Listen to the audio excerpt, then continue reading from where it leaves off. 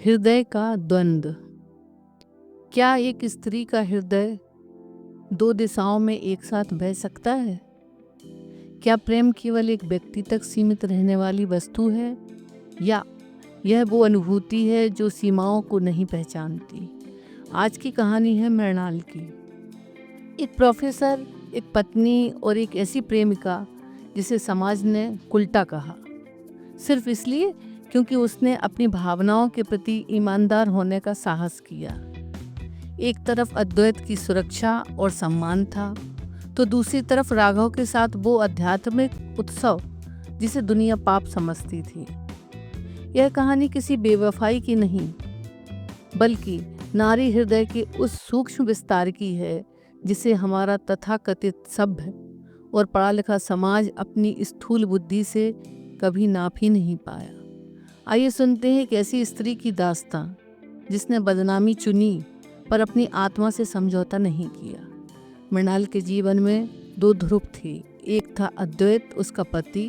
अद्वैत एक सफल आर्किटेक्ट था। उनके बीच का रिश्ता बौद्धिक साझेदारी और वर्षों के साथ उपजे गहरे सम्मान पर टिका था। अद्वैत वह घर था जहां मृणाल सुरक्षित थी, जहां उसकी हर छोटी ज़रूरत का ध्यान रखा जाता था। अद्वैत के बिना मृणाल अपनी रोज़मर्रा की ज़िंदगी की कल्पना नहीं कर सकती थी। दूसरा था राघव, जो एक कलाकार था। राघव के साथ मृणाल का रिश्ता उस अनाम प्यास जैसा था जिसे सामाजिक शब्दावली में बांधना मुश्किल था। राघव उसके मन की उन परतों को खोलता था जहां अद्वैत कभी नहीं पहुंच पाया। राघव के साथ बिताए पल मृणाल के लिए आध्यात्मिक उत्सव की तरह थे। वह राघव से उतनी ही ईमानदारी से प्रेम करती थी जितना अद्वैत से। मृणाल कोई कच्ची उम्र की लड़की नहीं थी। वह जानती थी कि समाज एक पुरुष के भटकाव को चंचलता कहकर माफ कर देता है, लेकिन एक स्त्री के दोहरे प्रेम को कभी स्वीकारता नहीं। विश्वविद्यालय के स्टाफ रूम में जहां बड़े बड़े सिद्धांतवादी बैठते थे, मृणाल के चरित्र को लेकर कानाफूसी शुरू हो गई। वे लोग जो नारीवाद पर लंबे शोध पत्र लिखते थे, वही दोपहर के लंच ब्रेक में मृणाल की गैर मौजूदगी का मजाक उड़ाते। एक दिन जब मृणाल विभाग के गलियारे से गुजर रही थी, उसने अपनी सहकर्मियों को फुसफुसाते सुना, कितनी भी बड़ी प्रोफेसर बन जाए, है तो औरत ही। घर पर पति है, फिर भी बाहर पैर मार रही है। सुना है वह कलाकार इसके लिए पागल है। पता नहीं अद्वैत जैसे शरीफ आदमी को क्या पट्टी पड़ा रखी है। मृणाल को लगा जैसे किसी ने उसकी आत्मा पर तेजाब डाल दिया हो। वे पढ़े लिखे लोग यह समझने को तैयार नहीं थे कि प्रेम कोई वस्तु नहीं है जिसका बंटवारा हो, बल्कि यह एक अनुभूति है जो दो दिशाओं में एक साथ बह सकती है। मृणाल के लिए सबसे कठिन था कार्यस्थल पर अपनी गरिमा बनाए रखना। धीरे धीरे उसे महत्वपूर्ण कमिटियों से हटाया जाने लगा। उसे गॉसिप का केंद्र बना दिया गया। उसके व्याख्यानों में अब छात्र इतिहास कम, उसकी निजी जिंदगी के सुराग ज़्यादा ढूंढते। एक वरिष्ठ प्रोफेसर ने उसे अपने केबिन में बुलाया और हितैषी बनकर सलाह दी, मृणाल, तुम्हारी काबिलियत पर कोई शक नहीं, पर समाज में छवि भी कोई चीज़ होती है। यह राघव वाला मामला ठंडा कर दो, वरना तुम्हारी तरक्की रुक जाएगी। मृणाल ने मुस्कुराकर जवाब दिया, सर, मेरी तरक्की मेरे ज्ञान से होनी चाहिए या मेरे निजी जीवन फैसलों से। क्या यही एक आधुनिक समाज है जिसका सपना हम बच्चों को दिखाते हैं?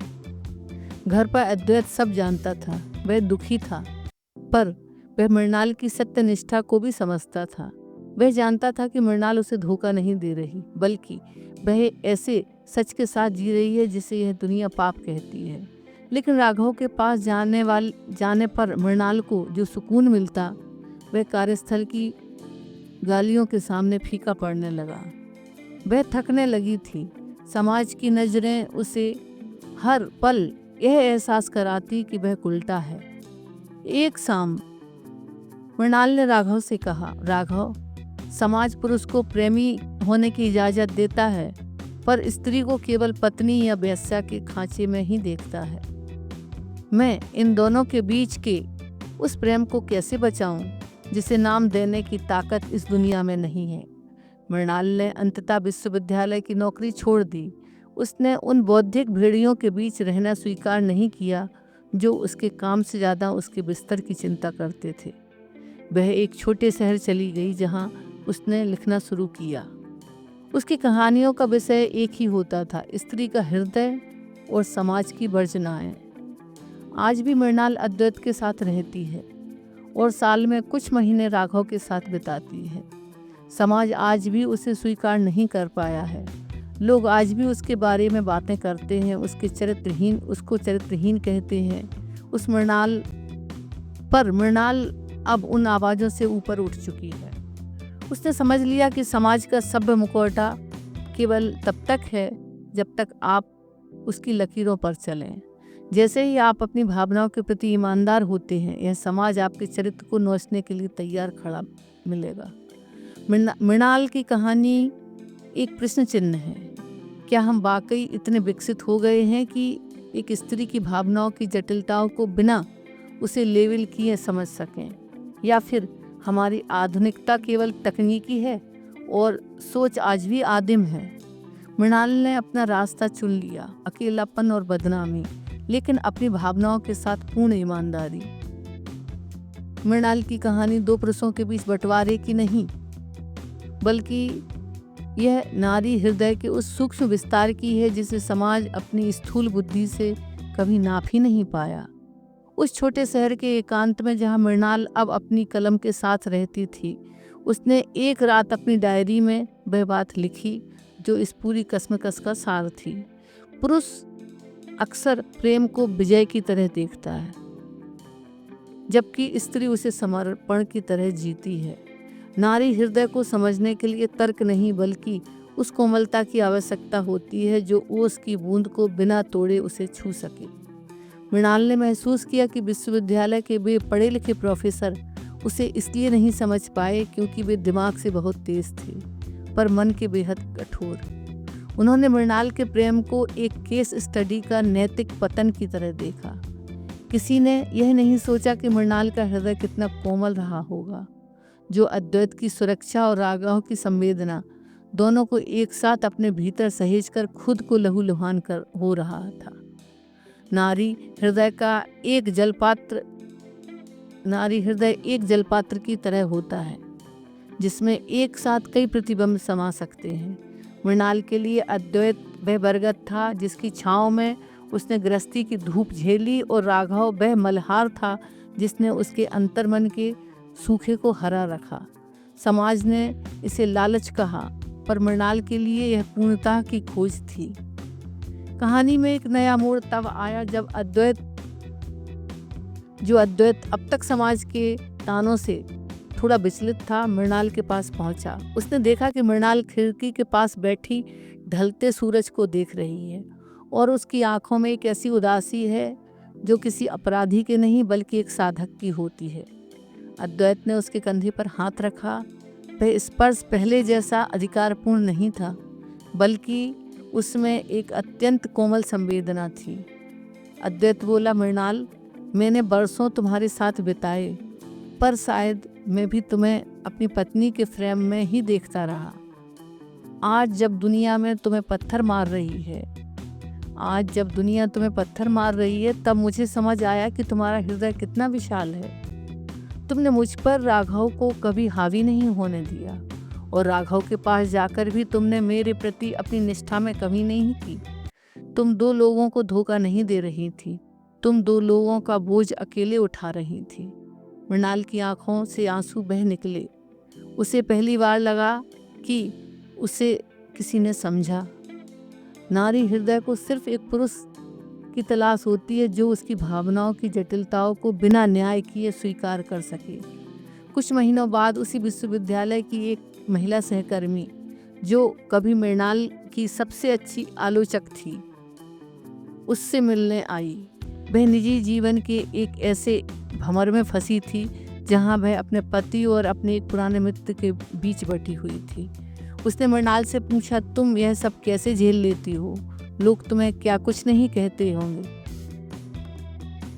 मृणाल ने धीमे से कहा, लोग वही कहेंगे जो उनकी समझ की सीमा है। वे नारी हृदय को एक संपत्ति समझते हैं, जबकि वह एक अनुभूति है। कोमलता ही हमारी सबसे बड़ी शक्ति है और यही हमारी सबसे बड़ी कमजोरी भी। जिस दिन समाज नारी हृदय की नैतिकता के तराजू से हटाकर संवेदना के धरातल पर देखना शुरू करेगा, उस दिन उसे समझ आएगा कि एक स्त्री का दो पुरुषों से प्रेम करना कोई अपराध नहीं, बल्कि उसके हृदय की वह विशालता है जो सबको संभाल लेना चाहती है। मृणाल अब ना तो किसी की सफाई का इंतजार करती और ना ही किसी के चरित्र प्रमाण पत्र की। उसने समझ लिया कि जिस समाज के पास कोमल मन नहीं, वह कभी नारी हृदय का रहस्य नहीं समझ पाएगा। वह आज भी अद्वैत की शांति और राघव की बेचैनी दोनों को जीती है। उसके लिए प्रेम कोई चुनाव नहीं था, बल्कि एक होना था। यह कहानी उन लोगों के लिए यह एक संदेश है जो रिश्तों को काले और सफ़ेद खानों में बांटकर देखते हैं। मृणाल का चरित्र हमें बताता है कि जीवन के धूसर क्षेत्र सबसे अधिक मानवीय होते हैं। पढ़े लिखे समाज की वर्जनाएं अक्सर कोमल भावनाओं का गला घोंट देती हैं। मृणाल ने अपनी डायरी के अंतिम पृष्ठ पर जो लिखा वह आज के तथाकथित सभ्य और शिक्षित समाज के लिए एक खुला पत्र है। मैंने जीवन भर इतिहास पढ़ाया, लेकिन खुद के जीवन में एक ऐसी भूगोल की तलाश करती रही जहां प्रेम को सरहदों की जरूरत ना हो। लोग कहते हैं कि मैंने दो पुरुषों को प्रेम करके मर्यादा तोड़ी, पर मैं पूछती हूँ, क्या वह मर्यादा बड़ी है जो हृदय को कुचल देती है, या वह सत्य बड़ा है जो आत्मा को सुकून देता है? नारी हृदय कोई पत्थर की लकीर नहीं जिसे मिटाया ना जा सके। वह तो बहता हुआ जल है जो अपनी कोमलता में चट्टानों को भी समेट लेता है। हम एक ऐसे युग में जी रहे हैं जहां हम स्पेस साइंस और क्वांटम फिजिक्स की जटिलताओं तो सुलझा लेते हैं, लेकिन एक मनुष्य के हृदय की परतों को समझने में आज भी आदिम युग के निवासी हैं।